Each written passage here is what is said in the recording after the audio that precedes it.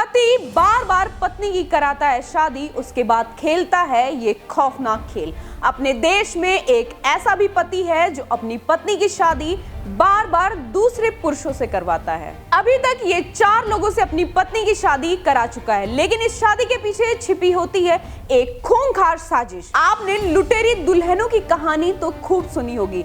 शादी करती हैं और सुहाग रात के दिन ही सब कुछ समेट कर फुर्र हो जाती हैं।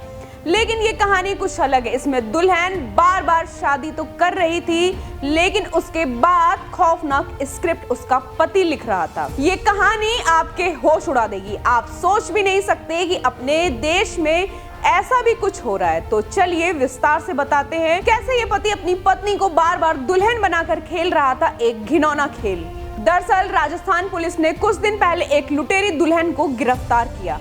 पुलिस को लगा कि देश भर में जो मामले लुटेरी दुल्हनों को लेकर चल रहे हैं, कुछ ऐसा ही मामला ये भी होगा। लेकिन जब लुटेरी दुल्हन ने राज खोलने शुरू किए तो पुलिस के भी होश उड़ गए। पुलिस का दिमाग चकरा गया ये सुनकर कि ये लुटेरी दुल्हन तो इस खौफनाक साजिश का सिर्फ तो मोहरा थी, असली खेल तो उसका पति कर रहा था। लुटेरी दुल्हन ने बताया कि उसके पति ने उसकी अभी तक 4 बार शादी करवाई है। एक साजिश के तहत पहले दूल्हे के परिवार को शादी के लिए तैयार किया जाता है। उसके बाद दुल्हन शादी के बाद जैसे ही ससुराल पहुंचती है, तुरंत लोकेशन अपनी असली पति को भेज देती है। भेजे गए लोकेशन पर पहुंच जाता है पति।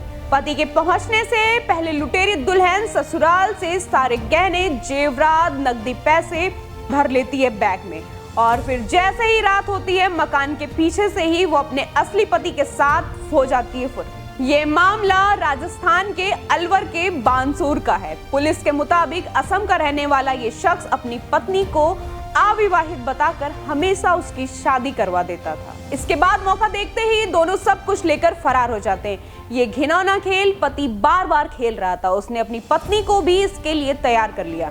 इस खेल में पैसा खूब था, इसलिए पत्नी भी राजी हो गई थी। फिर क्या लुटेरी दुल्हन बनकर अपने पति के साथ इस साजिश के खेल में हो गई वो शामिल। लेकिन कहते हैं कि ना कि आप कितने भी शातिर हो, अपराधी हो, कभी ना कभी आपको पुलिस के हत्थे चढ़ना ही होता है। यही हुआ इन दोनों के साथ भी। दरअसल हुआ ये कि अलवर जिले के बानसूर के मीना मोहल्ले में रहने वाले हरिमोहन मीना की शादी 3 जून को असम के माधुनी में रहने वाली दीप्ति नाथ से हुई थी। शादी में हरिमोहन के परिवार ने 8 लाख रुपए खर्च किए थे। शादी के कुछ दिन बाद ही उसे अपनी पत्नी दीप्ति पर शक होने लगा था। उसे लग रहा था कि वो भागने की फिराक में है। उसने ये बात अपने घर में भी बताई थी। 21 जून की दोपहर को एक कार उसके घर के बाहर आकर रुकी और उसमें बैठे ड्राइवर ने हॉर्न बजाया।